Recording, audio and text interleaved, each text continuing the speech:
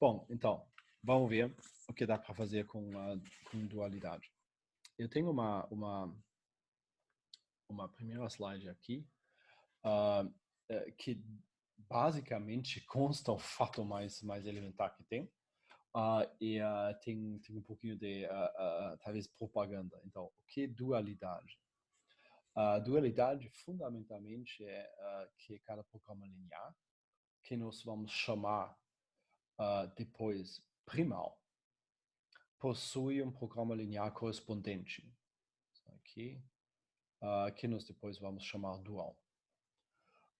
Isso, por si, talvez não é super interessante, porém, a relação entre primal e dual é bem íntima. Isso nos dá uma série de técnicas, uma série de coisas que eu posso aproveitar depois.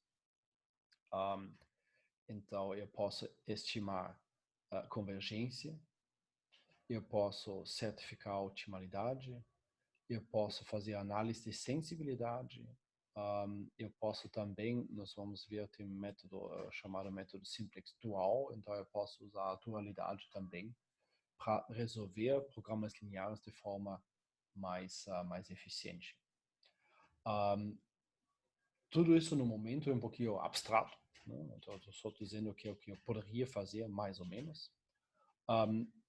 Além disso, nós temos uma interpretação relevante aqui do programa linear dual, também abstrato no momento. Então, essa é uma série de coisas que eu mencionei no início, que eu vou ter que fundamentar. E depois, nas aulas subsequentes, eu vou ter que mostrar. Então, hoje nós vamos basicamente fundamentar isso, e depois eu vou mostrar como estimar a convergência, certificar a otimidade, analisar a sensibilidade e outras coisas.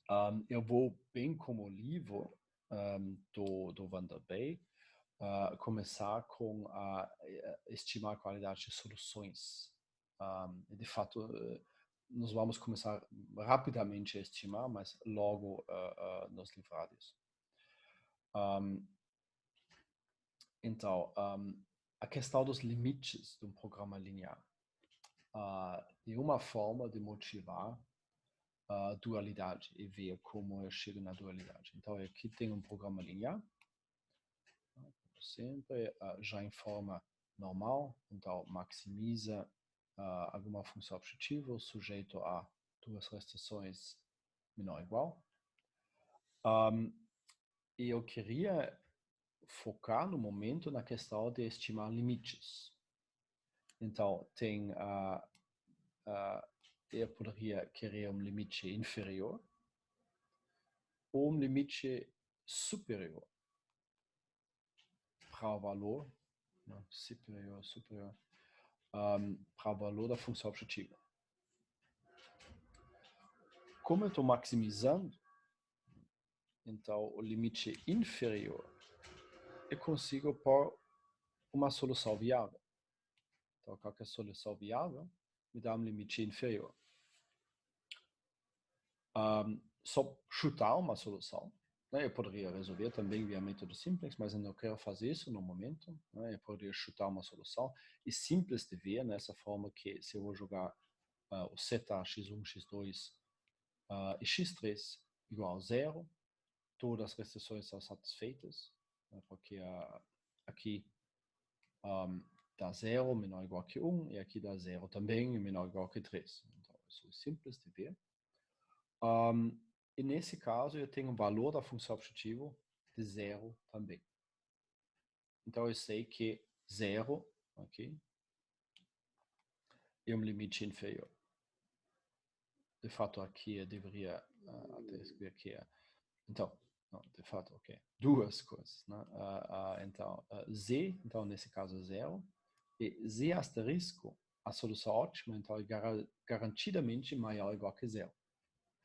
Porque já tem uma solução que é zero.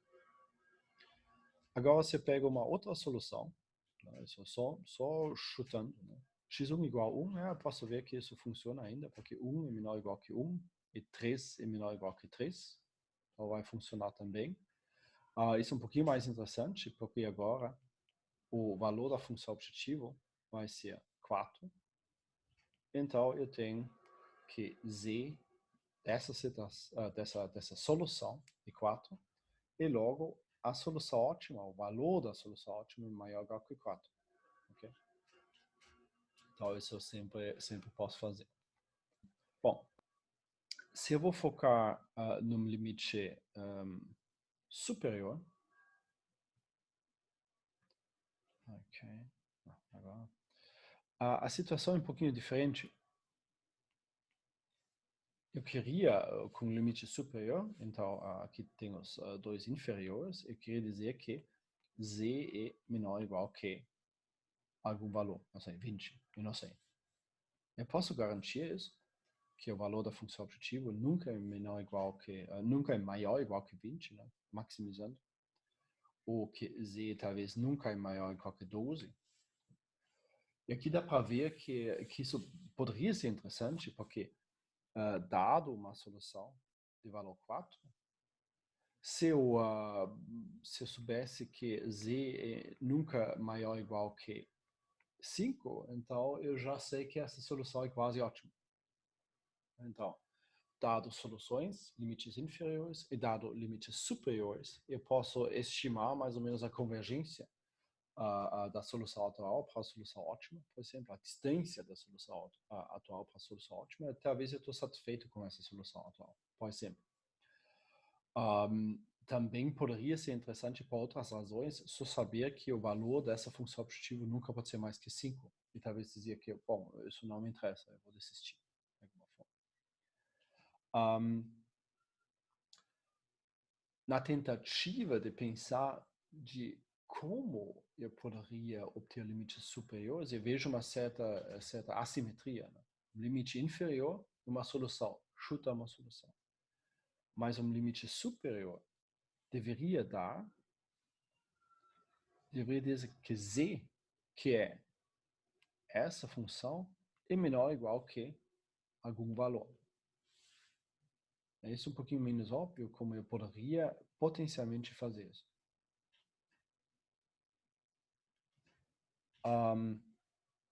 Mas de fato, talvez eu faça isso aqui. De fato, é simples de ver, ou não simples de ver depois eu falar, é que isso vai ser fundamentalmente por uma manipulação das restrições, ou por combinações lineares das restrições. Se vocês pegam aqui essa restrição 2 e 3, eu vou somar os dois. Eu vou obter 4x1 mais na segunda 3x2 mais na terceira coluna x3 é menor ou igual que 4. Isso é interessante, mas não suficiente para me dar um limite superior para isso. Por quê? 4x1 seria menor ou igual que 4x1 e o x2 seria menor ou igual que 3x2, mas o 3x3 não necessariamente sempre é menor ou igual que, que x3 só. Okay? Mas pensando assim, então eu posso ver como consertar essa situação. Então, deixa eu rolar aqui um pouquinho para trás e também fazer um pouquinho de espaço aqui. Só. Se eu vou pegar, então, essa segunda desigualdade e multiplicar por 3, vai enfraquecer o meu limite, mas eu vou ter um limite que eu de fato posso aplicar. Isso vai dar x1 mais 9x1, 10x1, x2 menos 3x2, então mais x2, e nada mais 3x3, então mais 3x3. E aqui é 1 mais 9 menor ou igual que 10. Ok? E agora eu posso ver se eu de fato vou pegar isso aqui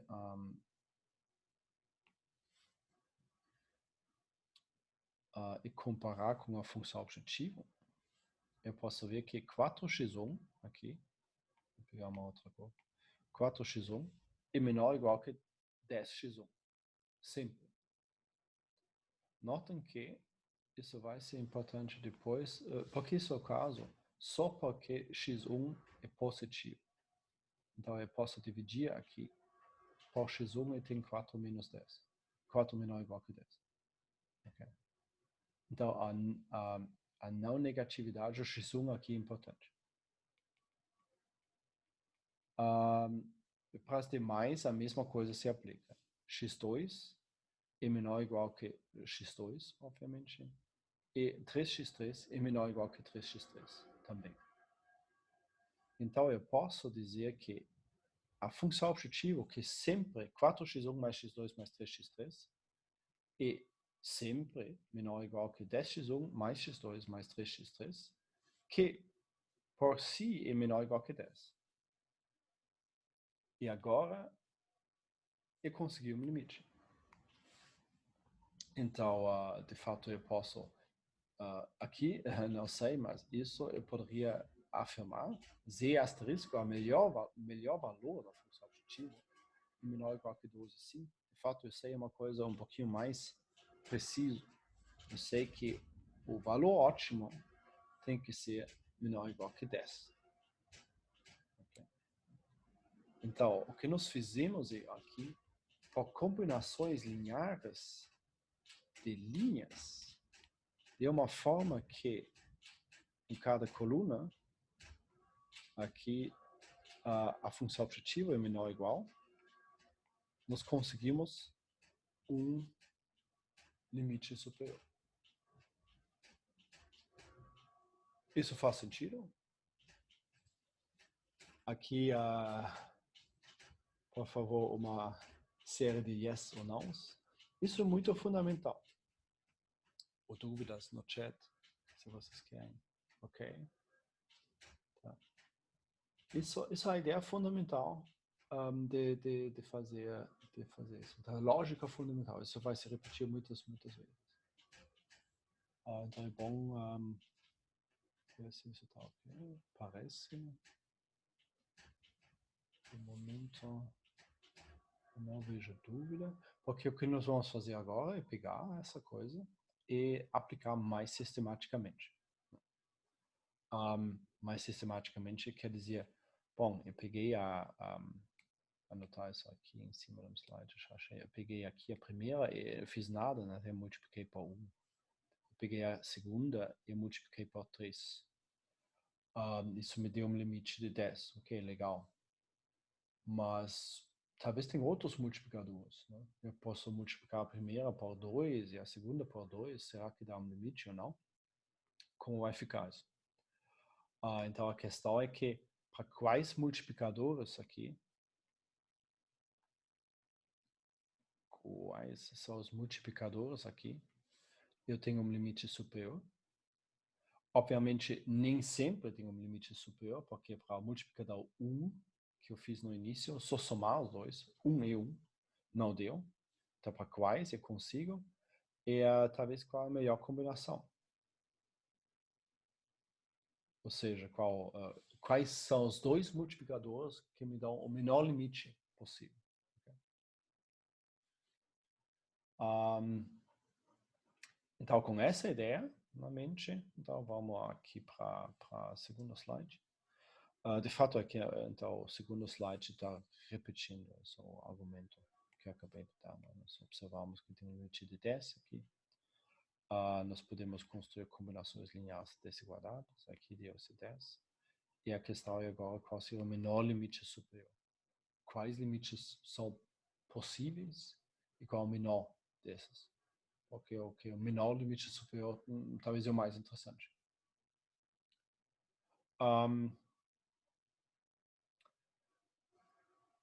Então eu queria de fato aqui só copiar isso para cá e tentar sistematizar. Então, o que tinha é maximiza 4x1 mais x2 mais 3x3 sujeito a x1 mais 4x2 menor ou igual que 1 e ainda 3x1 menos x2 mais x3 menor ou igual que 3, com as restrições triviais que x1, 2 e 3 ficam não negativos. Agora, a lógica aqui que nós fizemos é multiplicar isso por alguma quantidade e multiplicar isso por alguma quantidade e depois fazer a combinação linear. Eu vou fazer isso agora de forma genérica. E aqui tem dois multiplicadores gerais. A primeira coisa que eu posso observar aqui é que esses multiplicadores não podem ser negativos para manter a direção da desigualdade. Aqui. Depois, talvez eu coloque isso aqui embaixo. Se eu faço isso, o que vai acontecer? Eu tenho, então, no parte do x1, y1, daqui, mais 3y2, aqui, do x1, somando essa coluna aqui.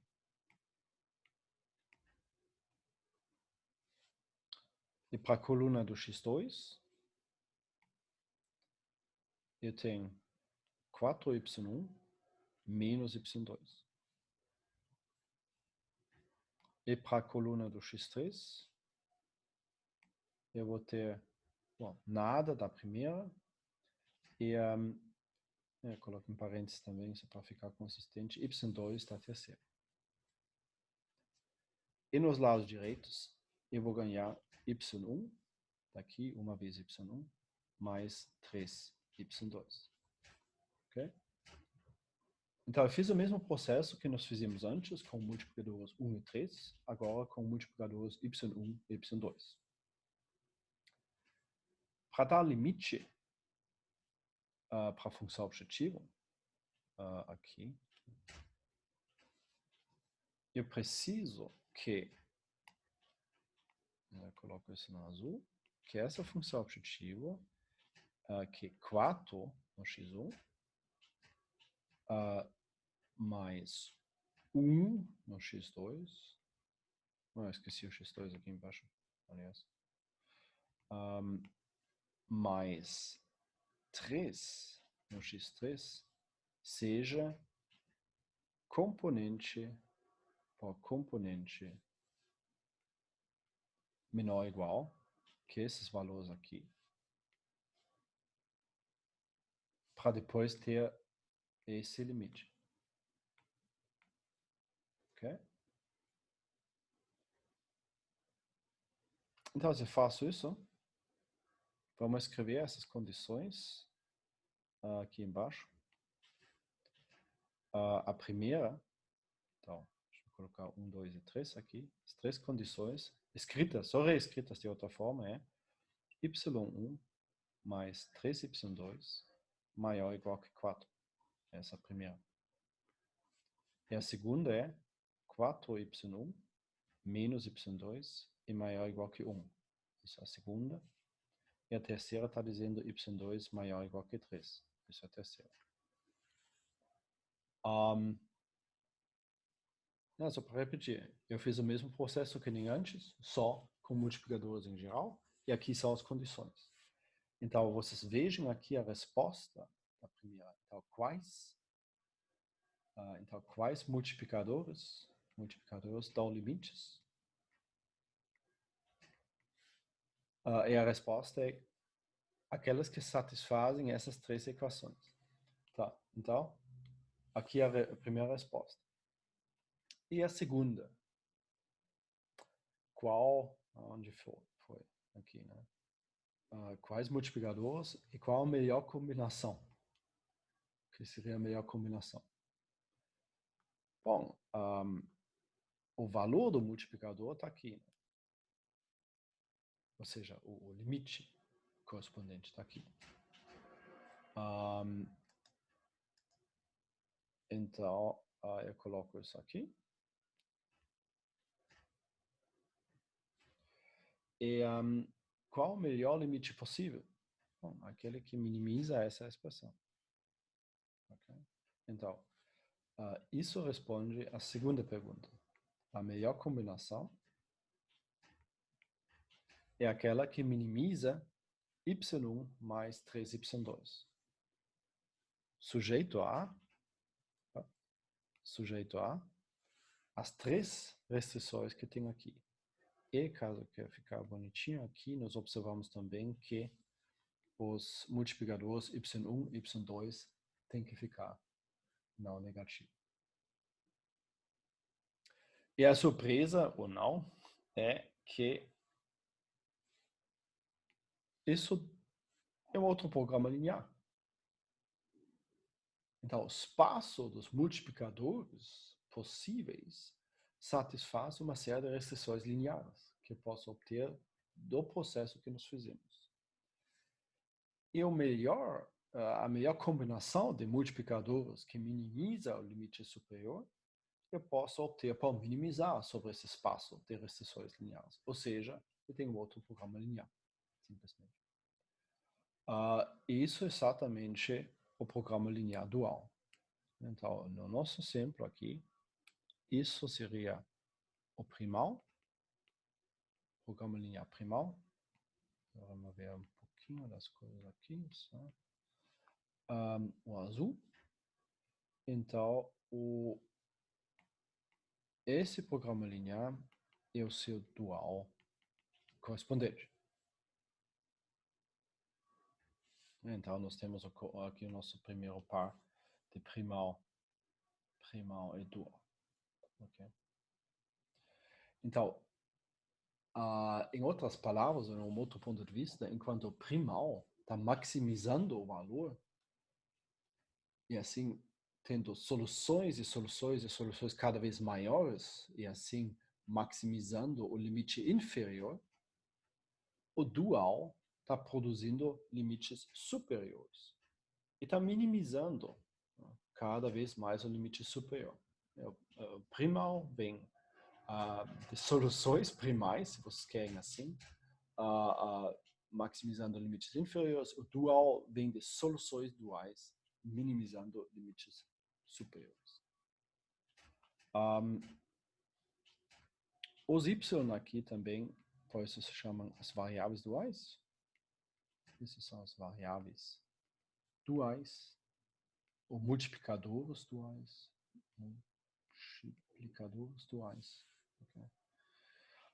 Isso é o programa linear dual. Sempre vai ser possível formar partindo do primal, o dual dessa forma aqui. O que nós temos em forma geral, então isso basicamente, de fato eu não coloquei o primal aqui correspondente, mas basicamente maximiza o somatório dos coeficientes, né, das variáveis, sujeito a. Isso seria, não, ficar exato aqui. Sujeito a somatório sobre todas as variáveis menor ou igual que bi. Isso para todos i entre 1 e m, para as m restrições, com as variáveis aqui não negativas. Isso é o primal.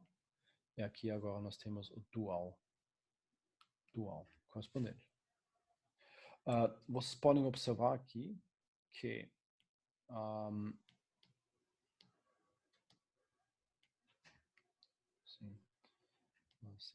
vocês podem observar aqui que basicamente o que acontece aqui é que os coeficientes da função objetivo no primal, eles aparecem nos lados direitos. Os lados direitos aparecem na função objetivo.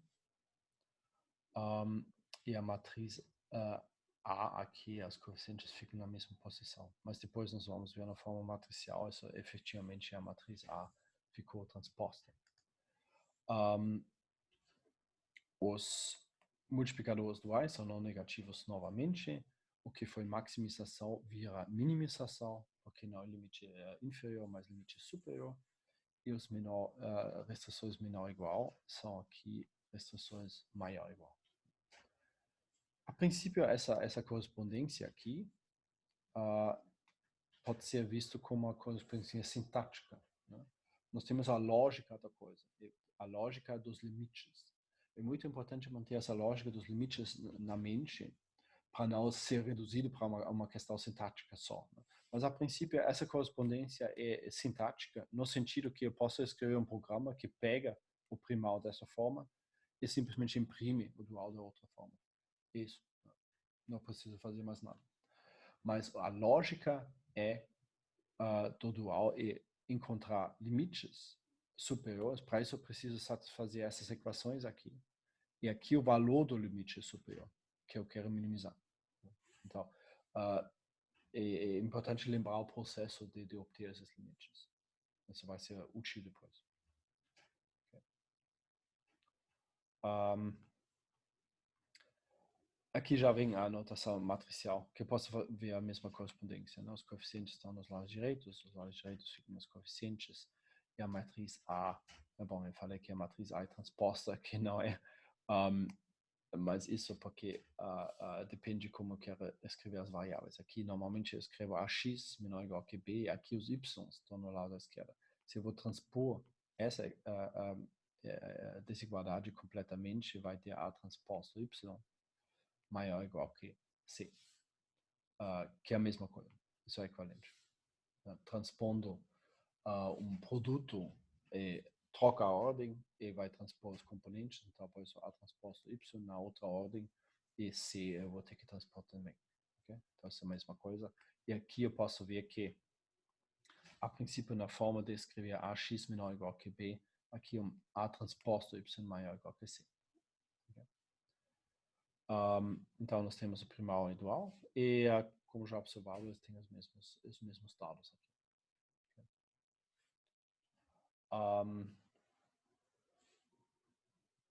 Ok, com isso, uma dúvida sobre a forma matricial? Basicamente é o resumo do slide anterior. Um pouquinho mais compacto. Ok. Sim, ok.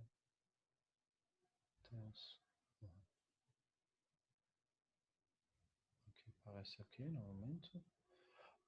Então, vamos olhar para consequências. Né? Nós temos essa noção, limites superiores, caiu um dual dessa teoria. Né? Eu não quero mais chutar soluções para ter limites inferiores, nem quero chutar multiplicadores duais ou variáveis duais para ter limites superiores.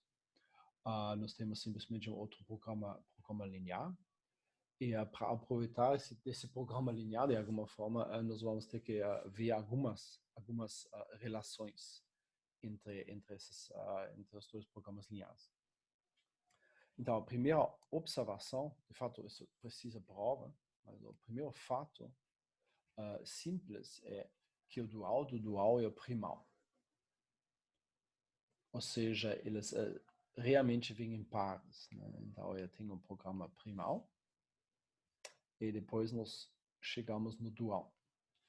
E agora eu poderia fazer de conta, eu vou fazer isso no momento, que o dual é um outro programa linear, né? Isso é um programa linear aqui, outro programa linear aqui. Então, programa linear, eu poderia fazer de conta que isso seria um primal aqui, o dual, de fato. Então, eu poderia tentar dualizar de novo. E aqui, eu vou voltar para o primal. Então, de fato, eles realmente vêm em pares. Né? Vocês podem ver todos os programas lineares, uma grande lista formada por pares, primal, dual, primal, dual, primal, dual. E o dual do dual é o primal. Né? Aqui o slogan aqui, esse aqui, o dual do dual é o primal. Para ver isso, aqui, o meu dual é aqui. Minimiza B transposto Y, sujeito a Y transposto A maior que C transposto Y maior ou igual que zero. Se eu quero tratar na nossa... no momento nós estamos um pouquinho limitados, porque eu sei somente pegar primal em forma normal e depois passar para esse dual aqui. Então, para fazer isso, eu vou normalizar esse dual. Então, eu pego a forma normal aqui do dual, que agora vai ser maximiza menos B transposto Y, sujeito a menos Y transposto a menos C transposto.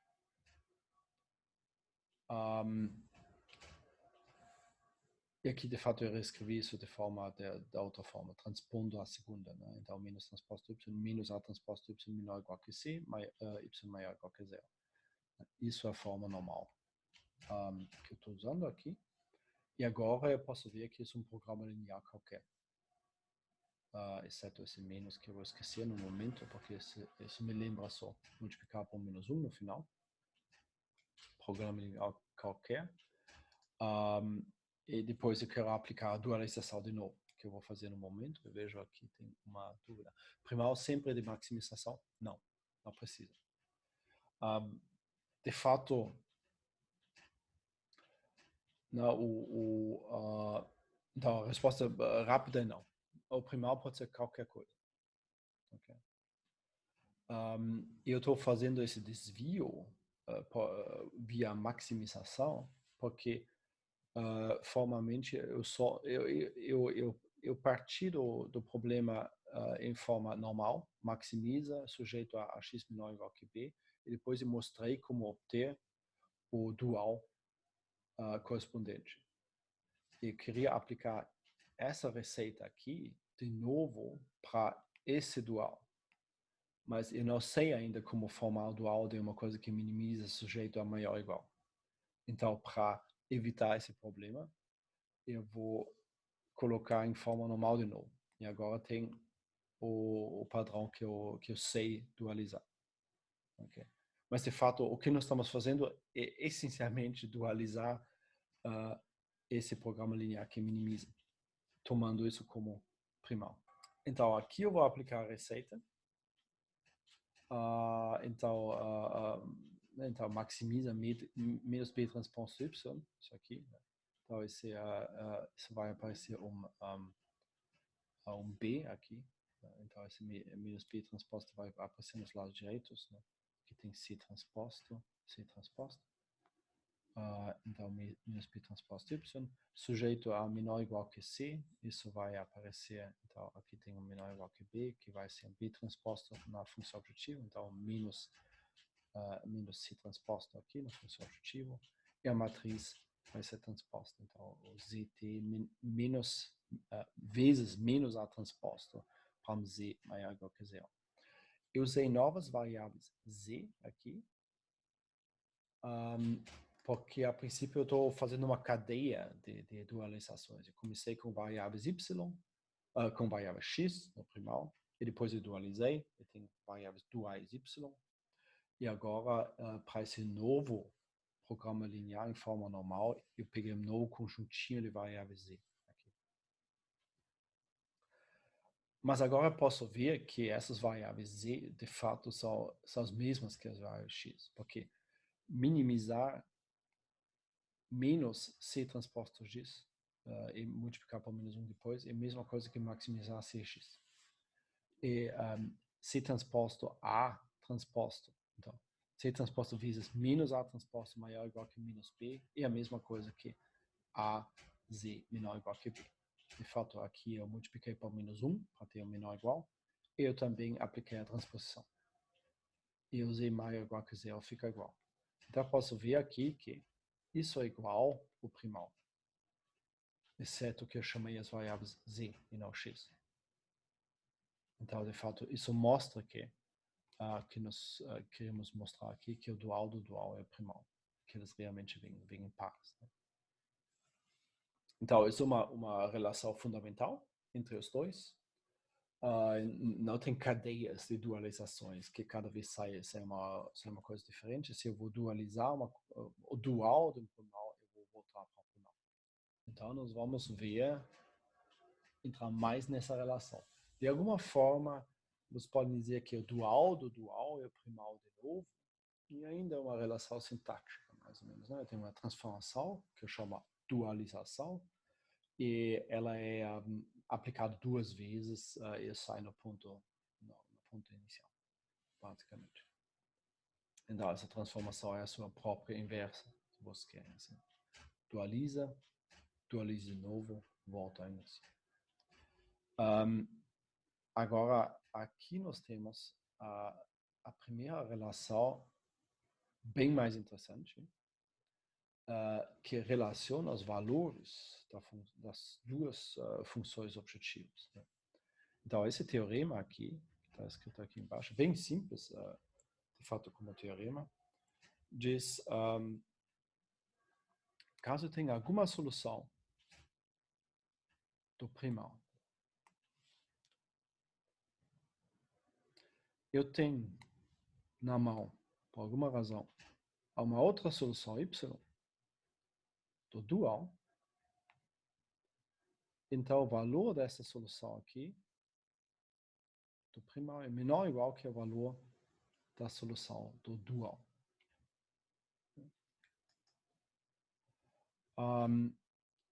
Então, isso relaciona, né, lembrando que o primal maximiza e o dual minimiza os valores. Né? Isso relaciona os valores de toda a solução possível. Né? Aqui, de fato, eu coloquei em forma gráfica aqui supostamente o eixo z, né, que vai do infinito, do menos infinito para infinito, ou seja, os valores de função objetiva. E depois eu tenho alguma solução x aqui do primal. E depois eu tenho uma outra solução y aqui. Então eu sei que os valores aqui são menor ou igual. Uma outra forma de escrever a mesma coisa é de forma mais compacta, que cx menor ou igual que b transposto y. Então nesse caso o valor cx é menor ou igual que aqui b transposto y. De fato eu deveria, porque o eixo não é de soluções, mas de valores, então eu já deveria escrever assim, né? Cx menor ou igual que b transposto y. Isso funciona para qualquer solução. Pega uma outra solução aqui, e pega uma outra solução aqui, todo mundo, então vai ter então toda qualquer solução do primal vai ter um valor menor ou igual que qualquer outra solução do dual. Ou seja, isso que essas duas regiões sugerem. Né? As soluções primais vivem em alguma região aqui e tem alguma solução primal que é ótima. Então aqui seria o x asterisco, de fato o valor do x asterisco. E depois aqui em cima vivem as soluções duais, né? Os valores das soluções duais. E as soluções duais também têm alguma solução ótima dual com o valor correspondente. E mesmo para par ótimo, o maior valor do primal tem que ser menor ou igual que o menor valor do dual, caso existe. Okay?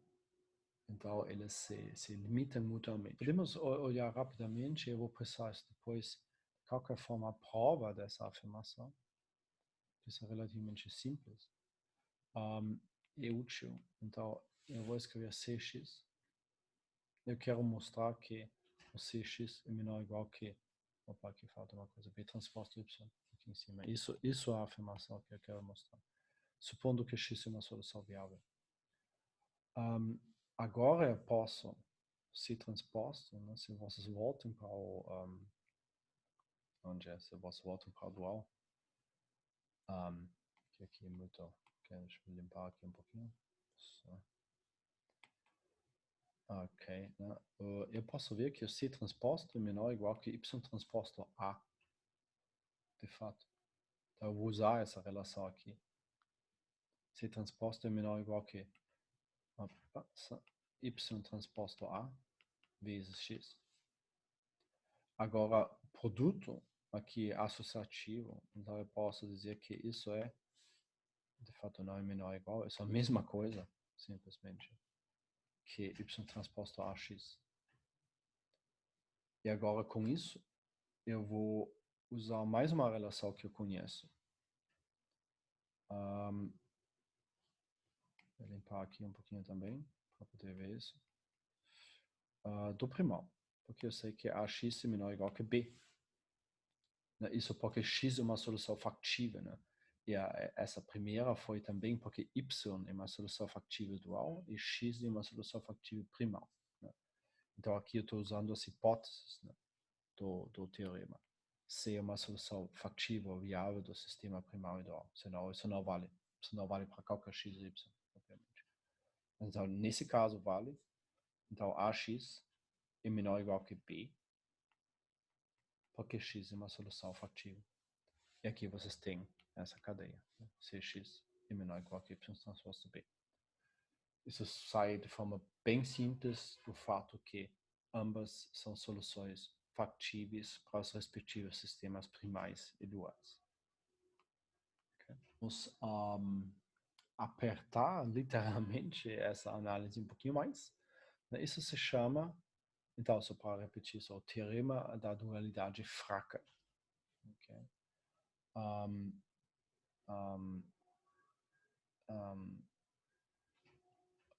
Yeah. Bom, só para mencionar caso isso aparece weak duality em inglês. Mas isso deixa, de fato, que a figura que isso gere, deixa uma dúvida importante em aberto ainda, que é isso aqui. Nós observamos que a melhor solução primal, o máximo, a solução ótima, tem que ser menor ou igual que a menor solução dual, o mínimo, a solução ótima. A questão é só se tem esse gap, se tem esse intervalo aqui de otimalidade, então, entre essas duas soluções. Realmente tem um intervalo ou não? Se eu vou maximizar o primal, dá 10. E se eu vou minimizar o primal, dá 12. Então, a melhor solução que eu consigo é 10 e o menor limite que eu consigo é somente 12. Isso vai ficar numa certa incerteza, né? Um certo intervalo. Isso é uma questão importante, isso vai ser extremamente útil, porque a resposta é gap de otimalidade existe ou não? A resposta é não.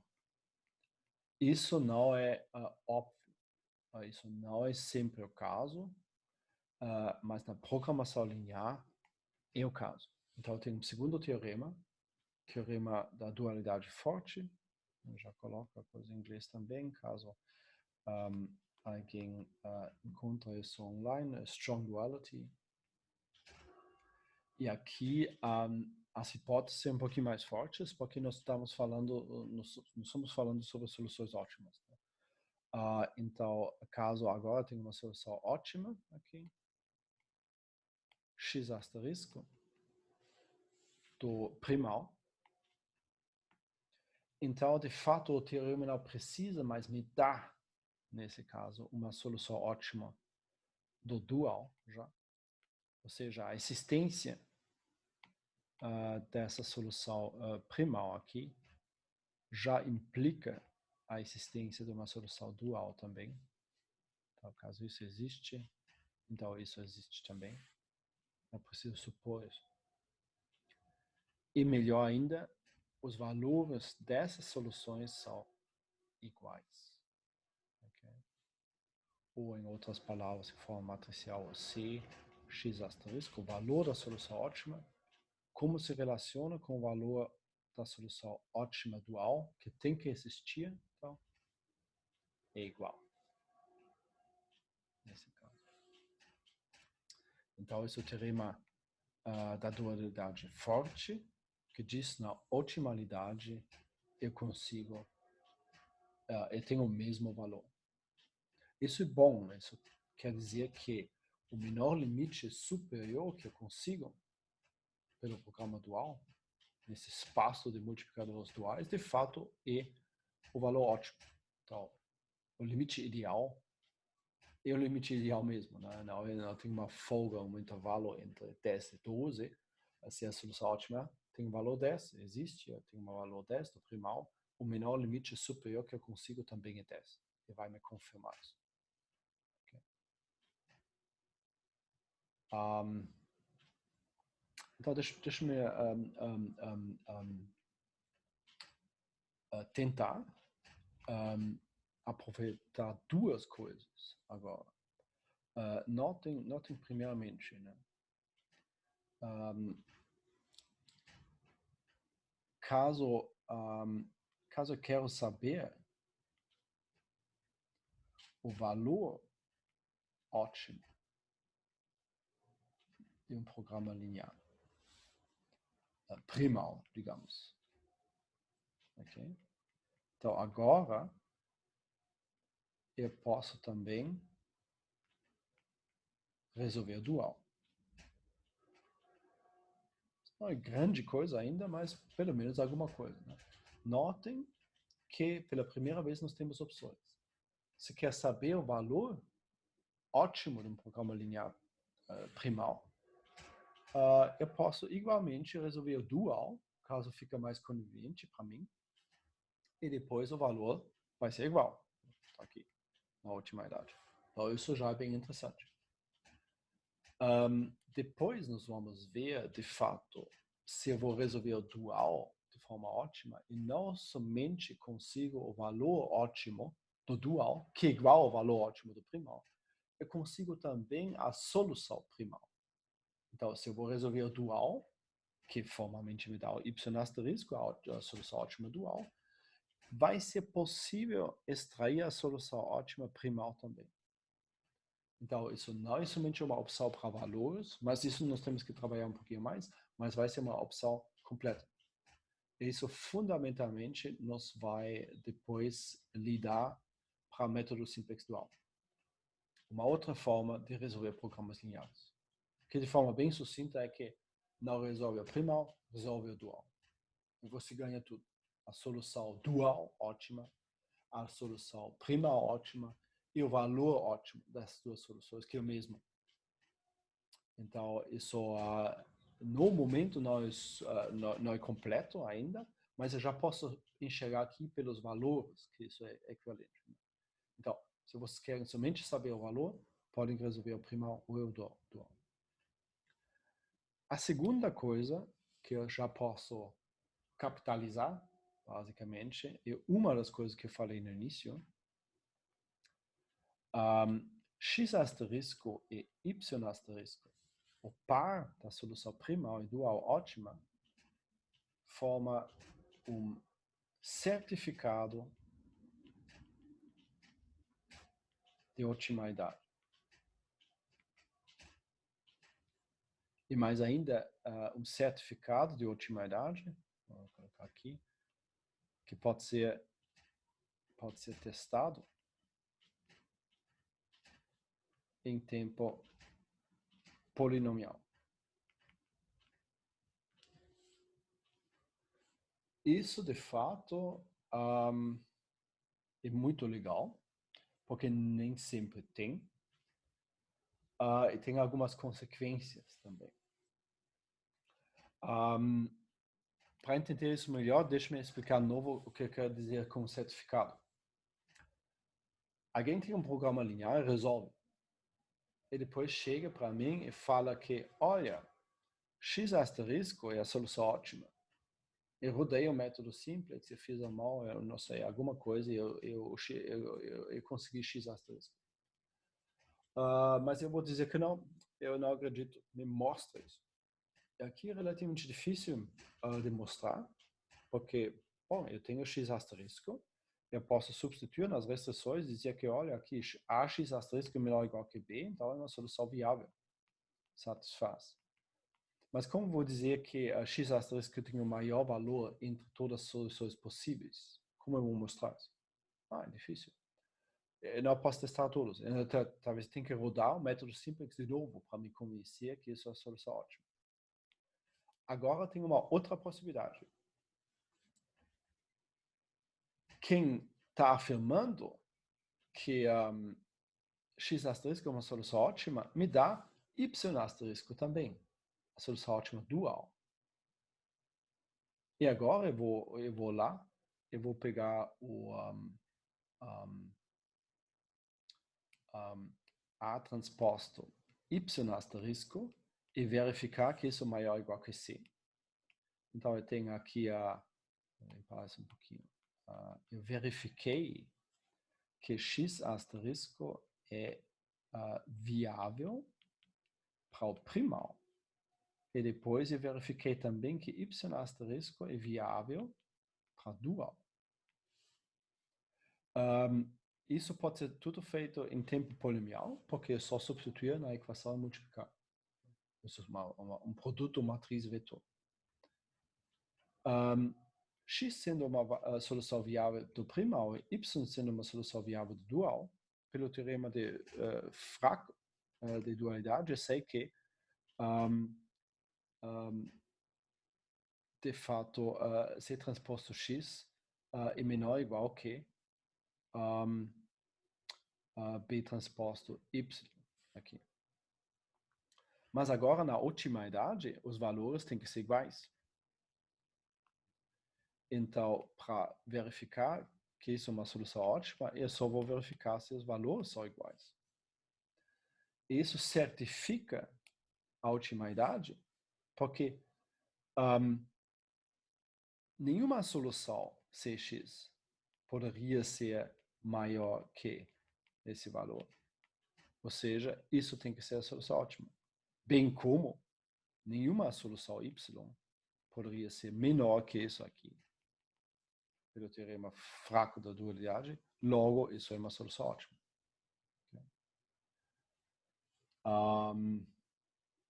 Quero ver uma questão aqui, mas se tu for resolver dual, ele for ilimitado, for infactível, boa pergunta, eu vou voltar para um segundinho. Se um for ilimitado, o outro infactível, vice-versa, ou isso não faz sentido? Sim, faz muito sentido. É basicamente isso. Okay. Eu vou terminar essa questão do certificado. Isso foi uma das promessas que eu fiz no início e depois eu já vou voltar para essa questão. Uma relação importante também. Né? Notem que, assim, o teorema forte se aplica somente caso existe uma solução do primal.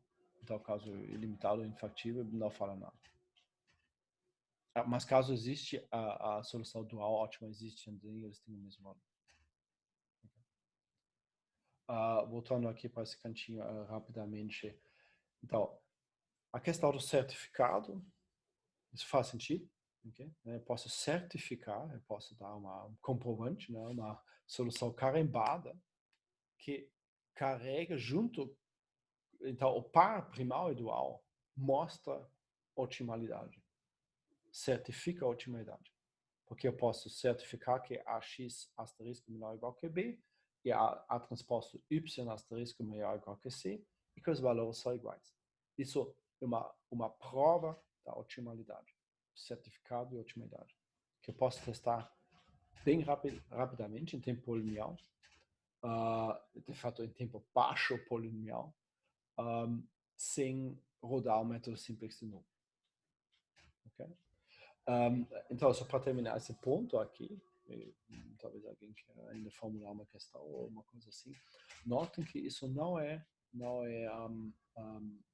tão óbvio, tão trivial. Se vocês pensem, por exemplo, no problema do caixeiro viajante, que conhecidamente é um problema difícil, é completo, se alguém vai fazer a mesma coisa, o problema tem N cidades, visitar cada cidade exatamente uma vez e voltar, de distância mínima, se alguém vai chegar lá e me dar uma rota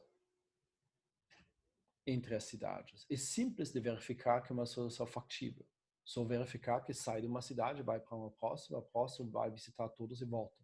E não faz outros ciclos e voltinhas. Isso é simples. Mas depois, se essa pessoa afirmar que isso é a solução ótima, eu vou ter dificuldades. Como eu vou comprovar que essa solução é ótima? E de fato, pelo menos enquanto P é diferente de MP, não existe um comprovante curto para a otimidade de problemas MP completos. Então,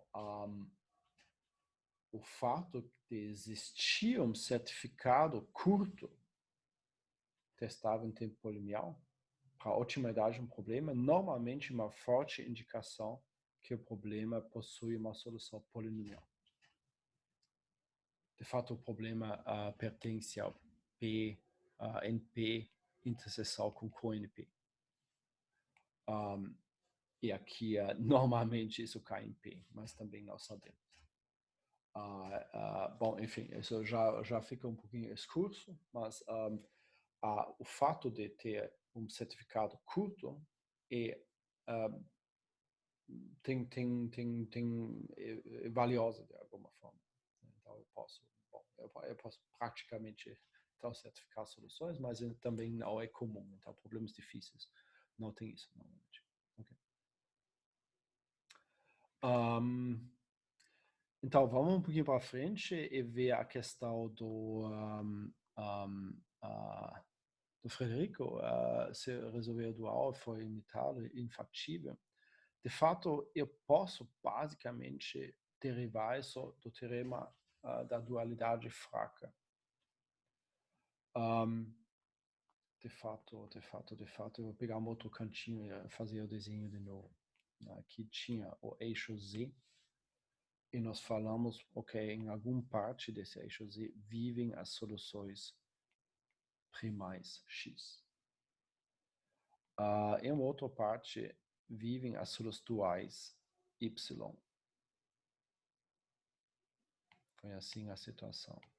Só que agora eu não desenhei mais esse intervalo aqui, porque nós sabemos que na otimalidade os dois ficam iguais.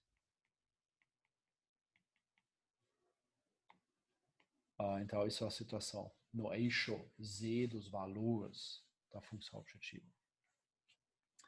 E agora aqui é relativamente simples de derivar ou de concluir o que acontece. Se o primal fica ilimitado, isso quer dizer que tem soluções X maiores e maiores, com maior e maior e maior valor. Então, o que poderia dizer sobre o dual? Nesse caso, o dual vai ter que ser infactível. Porque se tivesse uma solução dual qualquer, o valor dessa solução dual vai segurar ou vai dar um limite superior para todas as soluções primais. No caso isso existe, tem um limite superior para todas as soluções primais, então não pode ser ilimitado.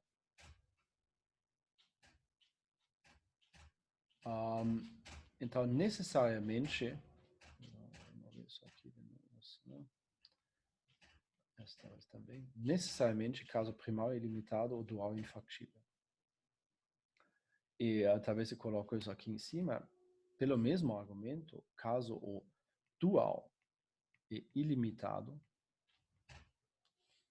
o primal vai ser infactível, necessariamente. Porque, de novo, né, caso existe algum x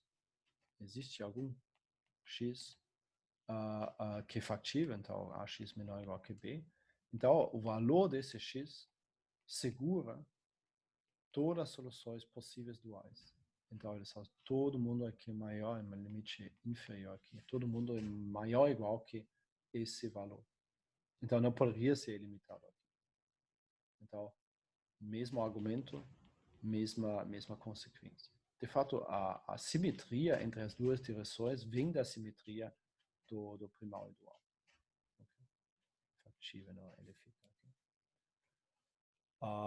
Então, eu acredito isso resolve algumas coisas. Se tu for resolver o dual, ele for ilimitado ou for infactível, né? Assim, então, isso responde à dúvida. Se o dual é ilimitado, então não tem solução primal. o primal é infactível. Também um jeito alternativo de descobrir que é uma coisa infactível. Se um for ilimitado, o outro é infactível, vice-versa, não faz sentido, sim. Então a resposta é enxada que faz muito sentido. Essa discussão pode ser resumida nessa tabela aqui, basicamente. Pelo teorema forte da dualidade, aliás, cuja prova eu não mostrei, que eu não acho... bom, a prova é um pouquinho mais longa e dá um pouquinho menos ideias legais que a prova do teorema da dualidade fraca, então eu não mostrei isso. Mas quem quer ver, nas notas tem. Mas pelo teorema da dualidade forte, eu sei que o sistema primal é ótimo, possui um valor ótimo, então o sistema dual também possui um valor ótimo, e não tem intervalo aqui. O que nós acabamos de concluir usando a dualidade fraca é que se o primal é ilimitado, então o dual vai ser inviável e vice-versa. Se o dual é ilimitado e o primal vai ser inviável. O intervalo, entre aspas, entre as duas soluções é também vazio aqui, né? Intervalo quer dizer, ok, eles têm o mesmo valor. Se um é ilimitado, o inviável tem o mesmo valor, mais ou menos, entre aspas. Essa sistemática aqui só deixa mais uma possibilidade aberta, que é essa aqui, né? Será que é possível que tanto o primal quanto o dual ficam inviáveis ou infactíveis? Estou usando meu sinônimo aqui. E a resposta aqui, não, isso é uma pergunta, isso também não é completamente óbvio, eu tenho que sentar e ver isso um pouquinho, mas a resposta é sim. Pode acontecer. Caso particular, mais raro, digamos. Okay? Aqui tem um exemplo de um par de programas primais e duais, que ambos são infactíveis. Para ver a infactibilidade, vou fazer isso no cantinho aqui, só ver que x, a primeira está dizendo que basicamente x1 menor ou igual que x2, okay? Passando para o outro lado. A segunda está dizendo que x1 é maior ou igual que x2 mais 1. Eu passei tudo para o outro lado. Isso, obviamente, não faz sentido. Eu não posso ter x1 que, no mesmo tempo, é menor ou igual que x2 e maior ou igual que x2 mais 1. Então, isso mostra que o primeiro aqui é infactível.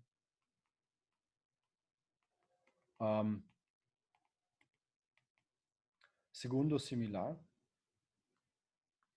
O segundo, de fato, está dizendo, fazer de outra forma, que y1 menos y2 é maior ou igual que 1. Mas multiplicando essa aqui para menos 1, está dizendo também que y1 menos y2 é menor ou igual que 0. Mas essa quantidade não pode ser no mesmo tempo maior ou igual que 1 e menor ou igual que 0. Então, segundo também é infactível. Okay?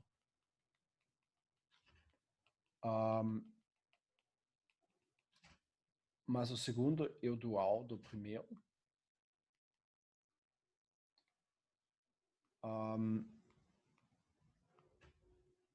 Isso dá para ver também, isso talvez faça sentido, repetir a lógica aqui. Né? Você tem multiplicadores duais, y1 e y2, que tem que ficar não negativas aqui. Eu posso ver que em relação à coluna aqui, que 1x1 tem que ser menor ou igual que 1y1 menos 1y2. Essa é a primeira. Em relação à coluna x2, ou 0x2 aqui, tem que ser menor ou igual a quê? Menos y1 mais y2. Então, multiplicando aqui por y1 vezes y2, que dá isso aqui. Então, essas são as restrições para dar limite.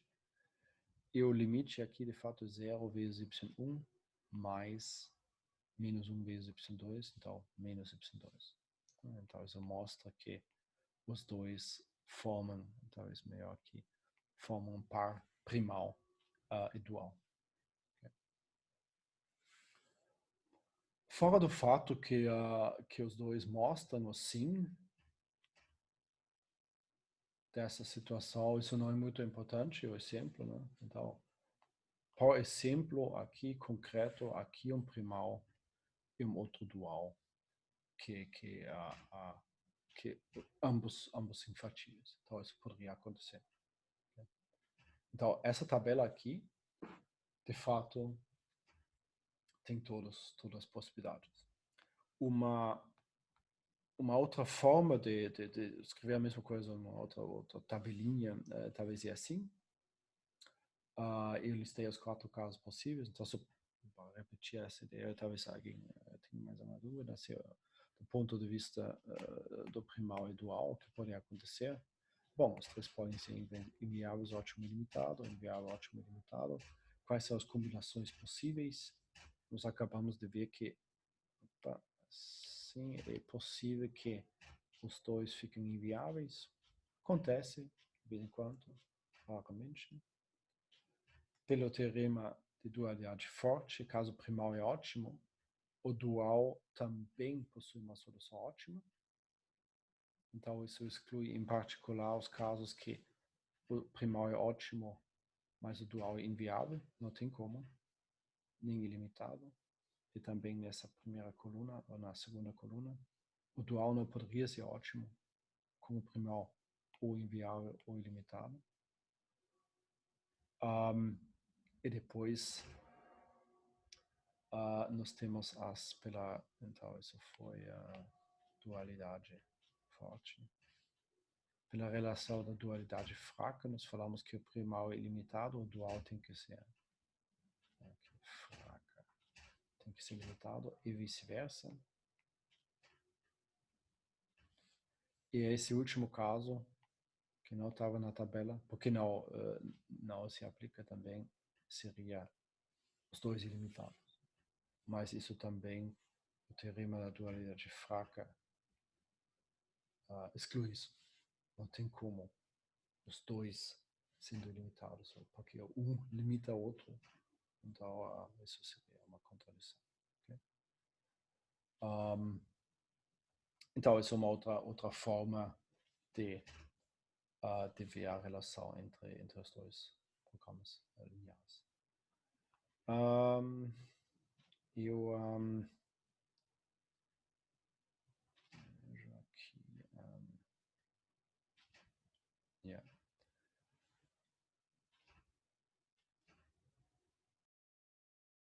Então, tem algumas dúvidas sobre programas lineares, primais e duais, que deveria ser bem claro pela discussão agora, e o pedido de, com o campo aberto, de alguma forma, você coloca uma sintaxe razoável de programas lineares, formal dual. Isso também é muito útil para vocês só verificar que a forma de dualizar está clara.